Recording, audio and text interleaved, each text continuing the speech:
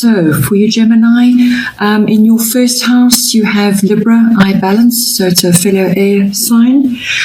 Your first house is everything to do with yourself, your physical body, your vitality, and your characteristics, your personality, your vitality, all of those aspects, your self-oriented interests, and how you project yourself outwardly to other people as well, how they perceive you.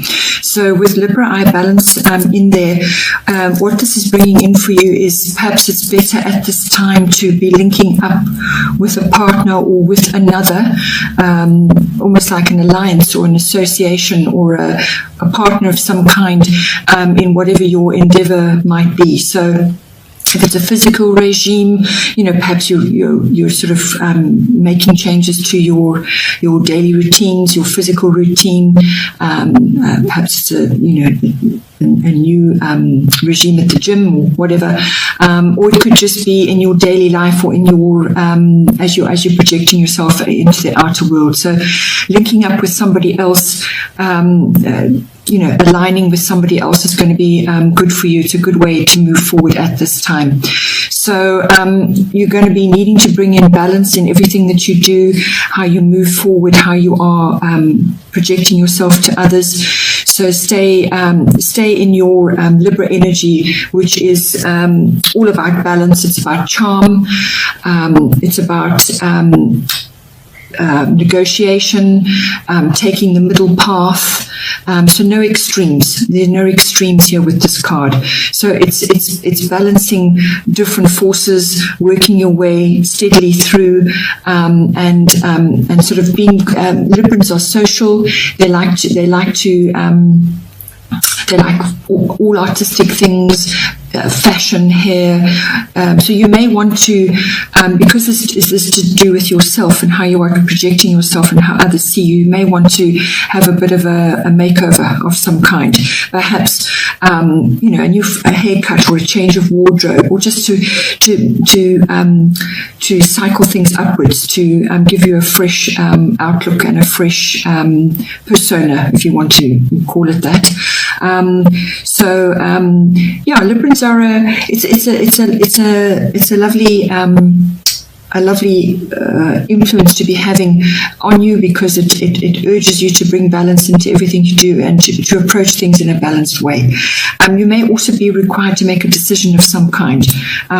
This is about yourself and how you are moving forward in the world and how you are coming across to others. Just your general demeanor. There may be a decision that's made. Perhaps you want to go and have a new haircut, or perhaps you want to change something about your outward appearance. This can manifest in a variety of ways. Then we have in your second house, you have the fire element, which is desire.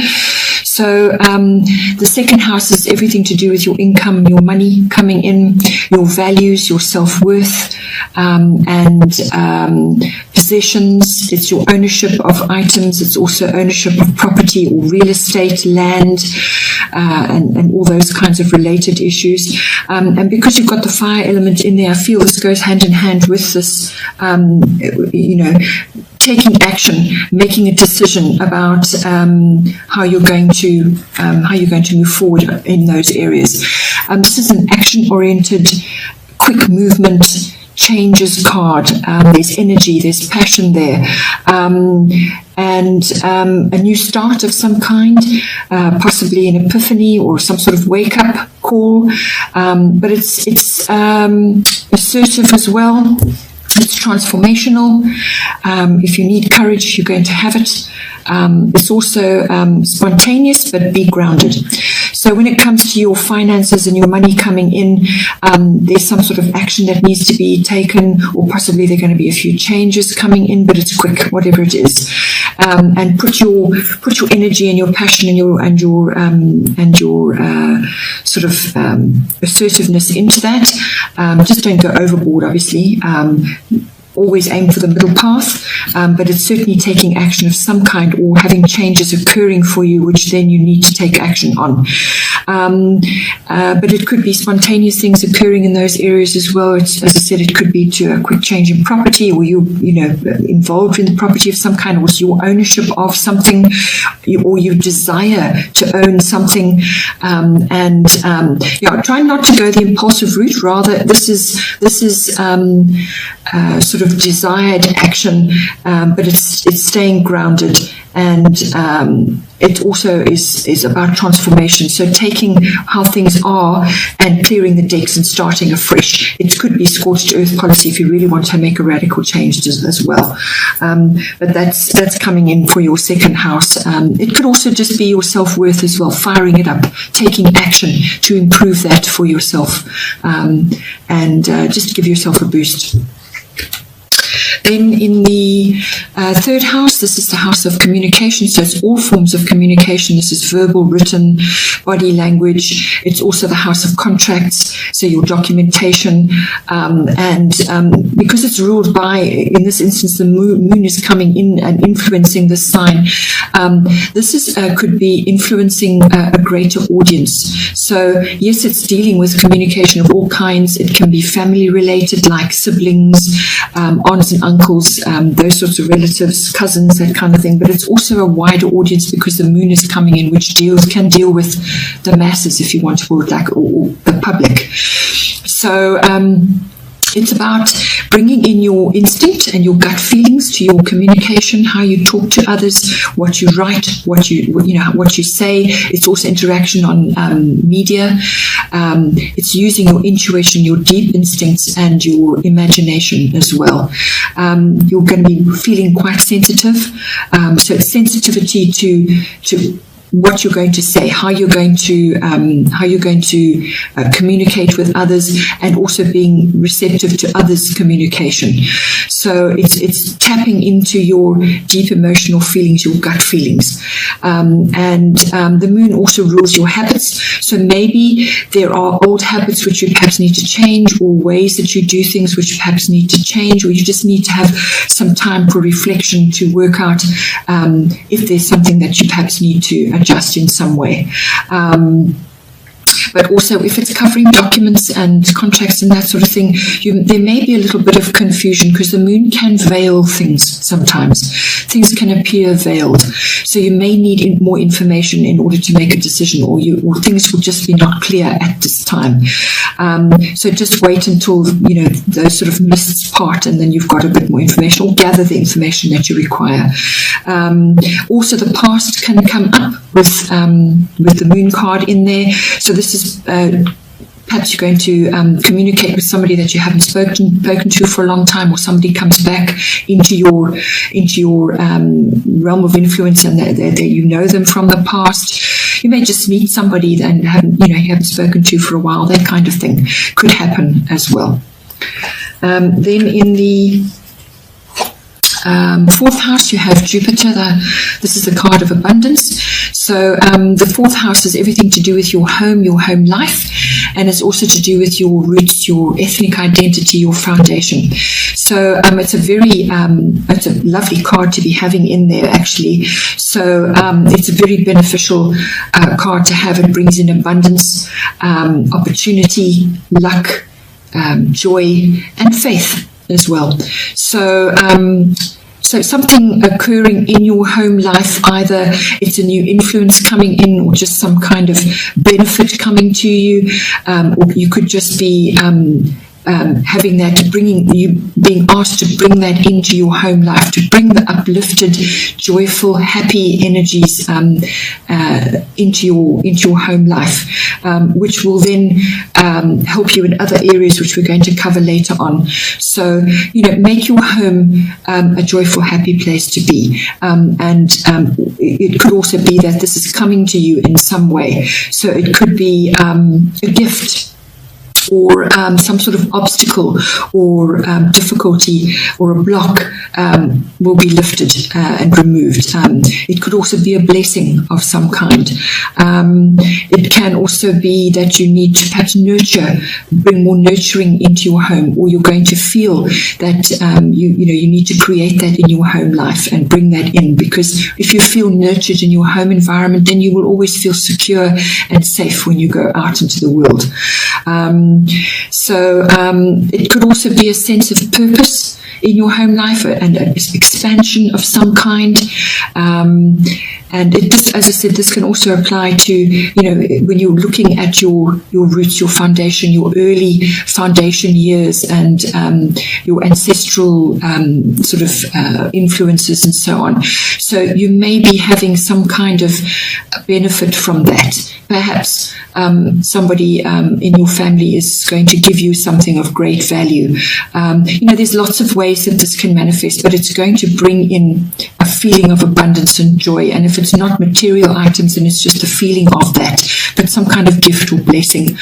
The other side of it is that in your home life, it can, or the other side of the coin can also be, don't be complacent about what it is you need to do in your home or to bring into your home. So don't rest on your laurels or go into indulgence, sort of indulging yourself overly, or bringing or making indulgent purposes which don't really help you at this point. So there's that little balance that you've got to come to in your home life, but ultimately I feel it will bring some form of abundance to you. Then in your 5th house, you have Capricorn IUs. Your 5th house is all to do with your creativity, children, and love affairs, and recreation of all kinds, having fun, that sort of thing. So again, this can apply in a number of ways. Capricorn, I use this as an earth sign. I wouldn't say necessarily that it's going to bring a lot of fun outings and sort of happy-go-lucky activities. Capricorn is a bit more serious, so Capricorn is building and using your resources. So I feel it's more to do possibly with your creativity. If you've got creative projects on the go, or you need to bring that in. This is Capricorn the Capricorn energy is slow, steady progress. It's hard work. It's a bit of diligence involved there, but it's also use your resources wisely, and the people that may come to you to assist you at this time, take their help and honor it and use it to make your creative projects more grounded, and so it's almost like planting the seeds now, building your foundation now for fruition later. It's also it's an ambitious sign. It's about responsibility. So if it's to do with children in your home, or children that you're dealing with, you could be required to bring the essence of Capricorn into your relationship with them, or you may be seeing them perhaps needing to take more responsibility, or taking responsibility, or starting to put building blocks in place to build something, or you may be assisting them with that. So it's all about structure. It's putting structure in place and giving them the tools to build what they require, helping them to build what they require. But it's a slow-moving energy, this. The goals need to be realistic for yourself and for your children, and also for your creative projects.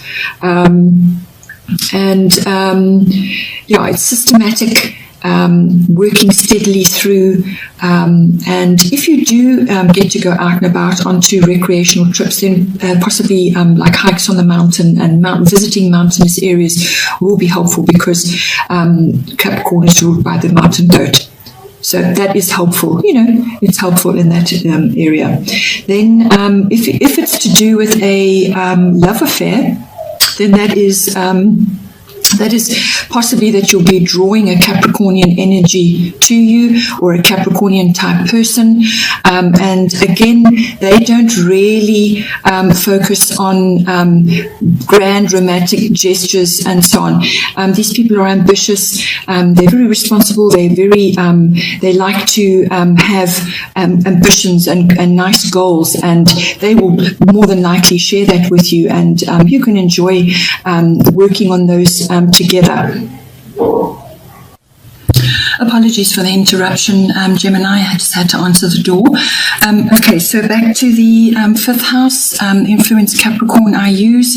If it's to do with a love affair, then the person may be Capricornian in nature or be exhibiting Capricornian qualities, and they're businesslike.